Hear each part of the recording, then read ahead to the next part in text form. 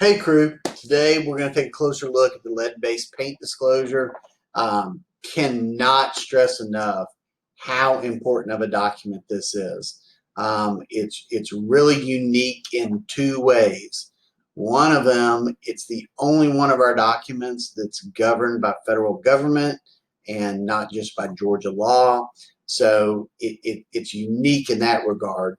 The second way that it's unique is it carries the potentially highest fine that you can face as a real estate agent.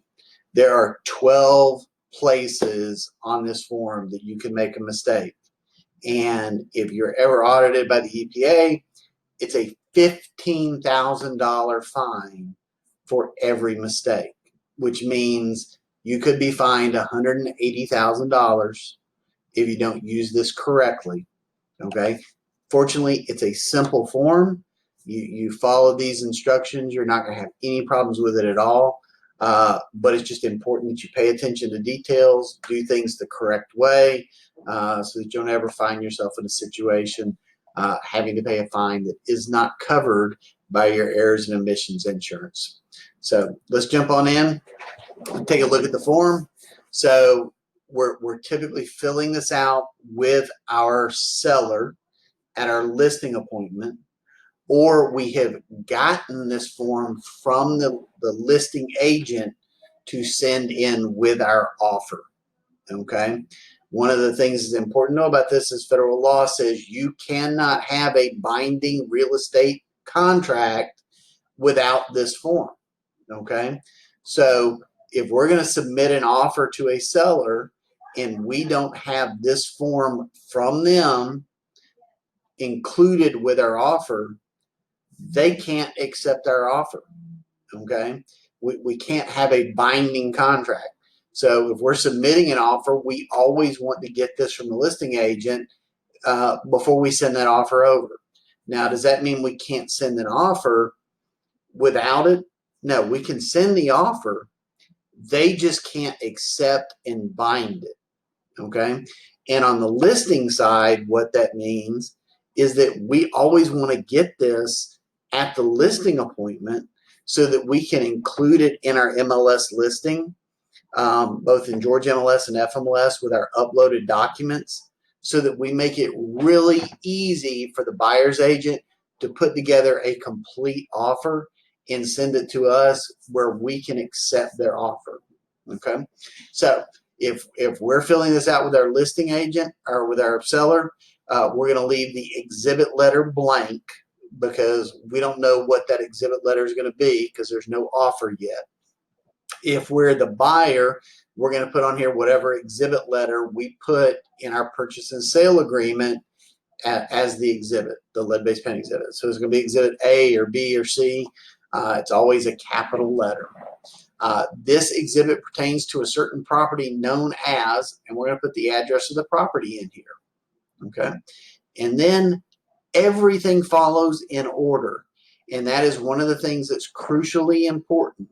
Okay. Is the order in which things are done. Okay. With a lot of our other documents, it does not matter who signs first, the buyer or the seller. But the federal government looks at this form and they say there's no way for a buyer to have heard what a seller has to say until the seller has said it. Okay. So the seller has to share first what they know about lead-based paint in the property.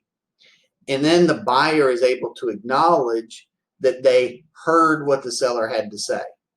So the first person to touch this form is going to be the seller, and they're going to mark one of two boxes in two different places. Okay. So they're going to mark that they know about lead-based paint in the property, or they don't know about lead-based paint in the property. Then they're going to answer they have reports about lead-based paint in the property, or they don't have reports about lead-based paint in the property. So like I said, it's a really easy form, but the order and every box is really important. So for the seller, they have to initial right here. So every seller that's part of the contract, If there's 3 sellers, all 3 have to initial, and then we have to mark one of the 2 boxes under A and one of the 2 boxes under B. Okay, and if you get this from a seller and you're representing the buyer and they have filled it out incorrectly, it's still your responsibility to send it back to them and make sure that they have it filled out correctly. Okay, once the seller has done that, then the buyer can do their portion. Okay, and what the buyer is going to do is they're going to initial in 3 places. They're going to initial by A and say that they've received everything that the seller said they had. Okay, so even if the seller had nothing to offer, they had no knowledge and they had no reports, your buyer can say, I got nothing from the seller. If the seller said they had a report about lead-based paint, they can initial and say, I received that report with that information about lead-based paint. Then they're going to initial B, 3B. Buyer or tenant has read and understands the above lead warning statement and has received the pamphlet, Protect Your Family from Lead in Your Home. That's a pamphlet you have access to. That's a Georgia Association of Realtors document, okay, that you need to share with your client if you're making an offer on a lead-based paint potential property, being one built before 1978 or has fixtures that were pre-1978. Okay, what do we mean by a fixture? The mantle was salvaged from an old home. The barn doors predate 1978. There's an old chandelier that they repurposed for that home. If any of those were manufactured or come from a home that was built before 1978, this document is required. So the buyer's going to initial the first one, buyer's going to initial the second one. You're sending them the Protect Your Family from Lead in Your Home so that they can initial the second one. And the broker loves it when you have your client's initial on the Protect Your Family from Lead in Your Home to show that they received it. And then under C, they're going to mark one of these 2 boxes with their initials.